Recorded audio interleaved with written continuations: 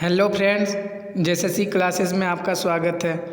Friends, अगर आप JSSC CGL की तैयारी कर रहे हैं तो हमारे इस चैनल को सब्सक्राइब कर लीजिए। इस चैनल पर आपको मैथ्स, साइंस, कंप्यूटर इत्यादि सब्जेक्ट का वीडियो लेक्चर मिलेगा। फ्रेंड्स, हम लोग बायोलॉजी पढ़ रहे हैं और बायोलॉजी में हम लोग ब्लड में हम लोग लास्ट वीडियो में प्लेटलेट्स और रक्त का जमना तक देख चुके थे। अब इसके आगे हम लोग देखते हैं आज रक्त समूह, ब्लड ग्रुप। तो ब्लड ग्रुप जो है उसको दो भागों में बांटा जाता है आविष्कारक के आधार पर, एबीओ रक्त समूह और एबी रक्त समूह। लेकिन ये विभाजन जो है यह आविष्कारक के आधार पर है, इनके खोजकर्ता के आधार पर। दूसरा पॉइंट है कि एबीओ रक्त समूह है, इसकी खोज कार्ल लैंडस्टीनर, नाम ध्यान में रखिएगा कि एबीओ रक्त समूह की खोज कार्ल लैंडस्टीनर ने की थी। लैंडस्टीनर के अनुसार मनुष्यों में रक्त की भिन्नता का जो मुख्य कारण है वह आरबीसी में पाया जाने वाला ग्लाइकोप्रोटीन है, जिसे एंटीजन भी कहते हैं। कार्ल लैंडस्टीनर ने बताया कि मनुष्य में जो रक्त की भिन्नता पाई जाती है उसका मुख्य कारण है मनुष्यों के आरबीसी में जो ग्लाइकोप्रोटीन पाया जाता है, जिसको एंटीजन भी कहते हैं। तो इसी एंटीजन की विभिन्नता के कारण ही मनुष्यों के रक्त अलग अलग पाए जाते हैं। नेक्स्ट पॉइंट है कि एबी रक्त समूह। पहले हम लोगों ने देखा कि एबीओ रक्त समूह जिसका खोज कार्ल लैंडस्टीनर ने किया था, और एबी रक्त समूह की खोज डेकास्टले और ईस्टरली, ये दो वैज्ञानिक हैं, डेकास्टले और ईस्टरली, इन दोनों ने एबी रक्त समूह की खोज की थी। अब जब मनुष्यों में जो रक्त की विभिन्नता होती है, अलग अलग तरह के रक्त पाए जाते हैं, इसका जो कारण है एंटीजन तथा एंटीबॉडी। तो एंटीजन और एंटीबॉडी के बारे में पढ़ते हैं। पहले देखते हैं हम लोग एंटीजन के बारे में। एंटीजन का एक अन्य नाम है एग्लूटिनोजेंस। एंटीजन को एग्लूटिनोजेंस के नाम से जाना जाता है, ये ध्यान में रखिएगा। उसके बाद नेक्स्ट पॉइंट है कि एंटीजन जो होता है वह हमेशा आरबीसी में पाया जाता है। एंटीजन हमेशा आरबीसी में ही पाया जाता है, और एंटीजन जो होते हैं ये पीढ़ी दर पीढ़ी स्थानांतरित होते हैं, अर्थात ये वंशागत होते हैं। एंटीजन के बारे में नेक्स्ट पॉइंट है कि एंटीजन जो होता है वह दो प्रकार का होता है, एंटीजन ए और एंटीजन बी। और इन्हीं एंटीजन के आधार पर मनुष्य में 4 प्रकार का रक्त पाया जाता है, एंटीजन के आधार पर ही। पहला है जिस व्यक्ति के आरबीसी में एंटीजन ए होगा उसका रुधिर वर्ग ए होगा। दूसरा कि जिस व्यक्ति के आरबीसी में एंटीजन बी होगा तो उसका रुधिर वर्ग बी होगा, और जिस व्यक्ति के आरबीसी में एंटीजन ए और एंटीजन बी दोनों होगा तो उसका रुधिर वर्ग जो होगा वह ए बी होगा। और यदि किसी व्यक्ति के आरबीसी में कोई एंटीजन नहीं पाया जाता है तो उसका जो रुधिर वर्ग होगा, ब्लड ग्रुप होगा, वह ओ ब्लड ग्रुप होगा। तो एंटीजन के आधार पर ही मनुष्य में 4 प्रकार का रक्त समूह पाया जाता है। हम लोग एंटीबॉडी के बारे में पढ़ते हैं कि एंटीबॉडी को एक अन्य नाम से जाना जाता है एग्लूटिनिन्स के नाम से जाना जाता है। और जो एंटीबॉडी होता है वह प्लाज्मा और सीरम में पाया जाता है। और पहला लेक्चर में हम लोगों ने देखा था कि जब रक्त से आरबीसी को फाइब्रिनोजन को निकाल दिया जाता है, जो फाइब्रिनोजन प्लाज्मा में एक प्रोटीन पाया जाता है, तो उस प्लाज्मा से जब फाइब्रिनोजन को निकाल लिया जाता है तो शेष बचा भाग को ही सीरम कहते हैं। और जो एंटीबॉडी होता है वह प्लाज्मा और सीरम दोनों में पाया जाता है। एंटीबॉडी का निर्माण प्लाज्मा में पाए जाने वाले गामा ग्लोब्यूलिन प्रोटीन के रूपांतरण से होता है। तो प्लाज्मा में जो प्रोटीन पाया जाता है, जो पहला लेक्चर में हम लोगों ने देखा था कि ग्लोब्यूलिन प्रोटीन, तो उसी के रूपांतरण से एंटीबॉडी का निर्माण होता है। नेक्स्ट पॉइंट देखते हैं कि एंटीबॉडी जो होता है हमारे शरीर में 2 प्रकार का होता है। एक हो गया एंटीबॉडी ए और एक हो गया एंटीबॉडी बी। नेक्स्ट पॉइंट है कि रक्त में एंटीबॉडी तथा एंटीजन एक दूसरे के विपरीत होते हैं। मतलब कि यदि किसी व्यक्ति के रक्त में एंटीजन ए है तो उसका रक्त में एंटीबॉडी बी होगा। मतलब कि एंटीबॉडी और एंटीजन एक दूसरे के विपरीत होते हैं। अगर किसी व्यक्ति का आरबीसी में अगर एंटीजन ए है, रक्त में एंटीजन ए है तो उसमें उसका शरीर रक्त में एंटीबॉडी बी होगा, और अगर एंटीजन बी है तो उसका एंटीबॉडी ए होगा।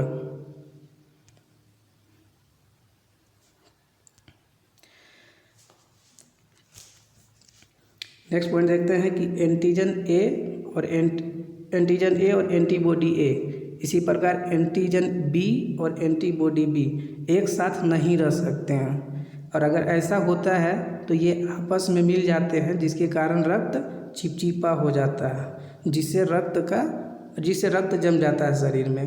अगर किसी व्यक्ति के शरीर में रक्त में अगर एंटीजन ए है और एंटीबॉडी ए है, और अगर एंटीबॉडी बी है और एंटीजन भी बी है तो रक्त जो होता है वह चिपचिपा हो जाता है, जिससे रक्त नष्ट हो जाता है, और जो रक्त नष्ट हो जाता है, चिपचिपा हो जाता है, इसको अभिश्लेषण कहते हैं, और इससे व्यक्ति की मृत्यु हो जाती है। अब एंटीजन और एंटीबॉडी के आधार पर जो ब्लड ग्रुप को देखते हैं। जैसे ब्लड ग्रुप ए है तो उसमें एंटीजन ए होगा और एंटीबॉडी बी होगा, और जो ये किससे ले सकता है ब्लड, तो ए और ओ से ले सकता है, और डोनेट कर सकता है ए और ए बी को। अगर ब्लड ग्रुप बी है तो उसका में एंटीजन बी होगा और एंटीबॉडी ए होगा, क्योंकि जो एंटीबॉडी होता है वह एंटीजन के विपरीत होता है। और यह रिसीव किससे कर सकता है ब्लड, तो बी और ओ ब्लड ग्रुप वाला से, और डोनेट कर सकता है बी और ए बी वाला को। और जो ए बी ब्लड ग्रुप है तो इसमें दोनों एंटीजन पाया जाता है, हम लोग पहले भी देखे, लेकिन इसमें कोई भी एंटीबॉडी नहीं पाया जाता है। और यह रिसीव कर सकता है सभी से रिसीव कर सकता है, इसलिए इसको सर्वग्राही भी बोला जाता है। लेकिन डोनेट कर सकता है सिर्फ ए बी वाला को। और जो ओ जो होता है, जिसको सर्वदाता कहते हैं, इसमें कोई एंटीजन नहीं होता है, और एंटीबॉडी ए और बी दोनों होता है। रिसीव केवल ओ वाला से कर सकता है, दे सबको सकता है, सब ब्लड ग्रुप वाला को डोनेट कर सकता है। आगे देखते हैं आरएच फैक्टर के बारे में कि आरएच फैक्टर जो है इसकी खोज किसने की थी, तो लैंड स्टीनर एवं वीनर, ये दो वैज्ञानिक थे।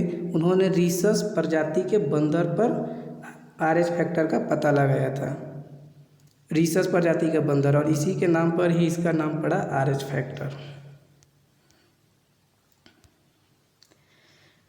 नेक्स्ट पॉइंट है कि जिन व्यक्तियों के रक्त में आरएच फैक्टर मौजूद होता है उनका रक्त आरएच प्लस होता है। मतलब कि अगर कोई व्यक्ति का रक्त में आरएच फैक्टर मौजूद है तो उसका रक्त होगा आरएच प्लस, और अगर आरएच फैक्टर अनुपस्थित रहता है तो उसका जो रक्त समूह होगा वह आरएच माइनस होगा।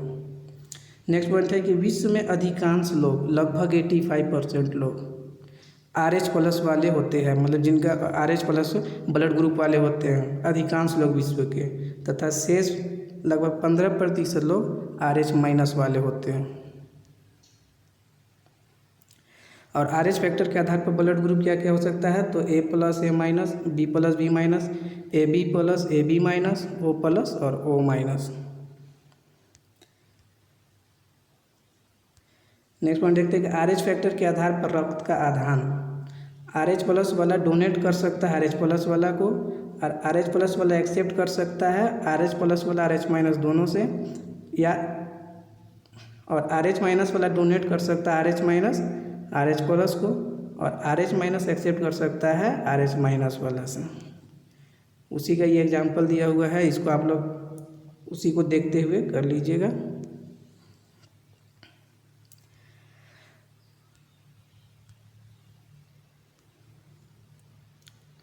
अब माता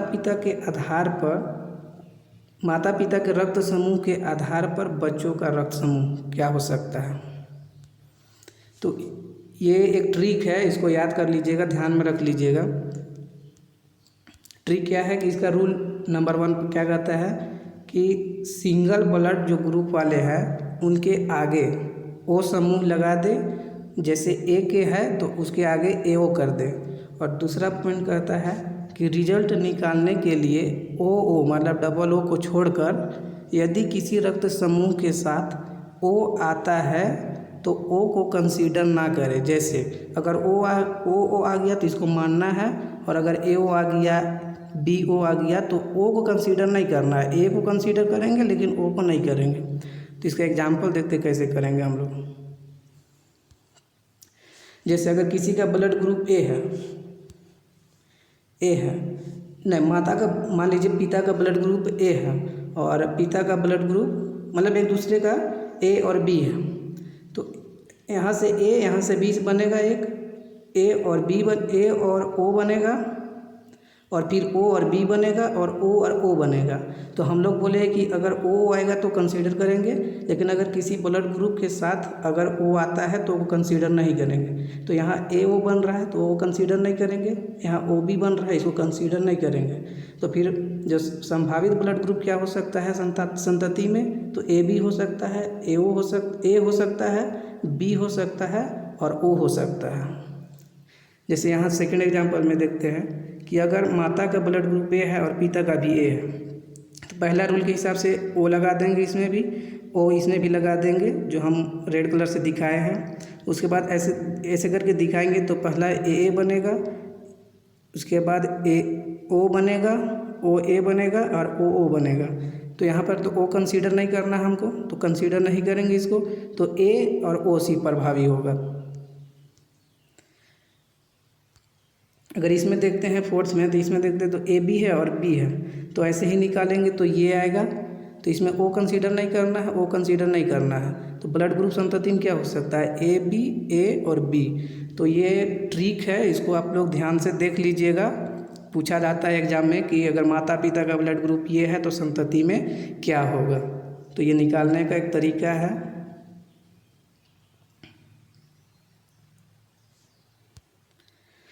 एक है बॉम्बे ब्लड ग्रुप, तो इसकी खोज किसने की थी, तो भारत के YM भेंडे, भारत के एक वैज्ञानिक थे YM भेंडे, इन्होंने बॉम्बे ब्लड ग्रुप की खोज की थी।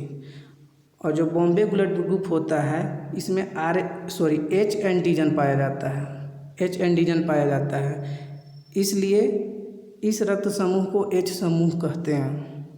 बॉम्बे ब्लड ग्रुप समूह है उसको H समूह भी कहते हैं क्योंकि इसमें H एंटीजन पाया जाता है।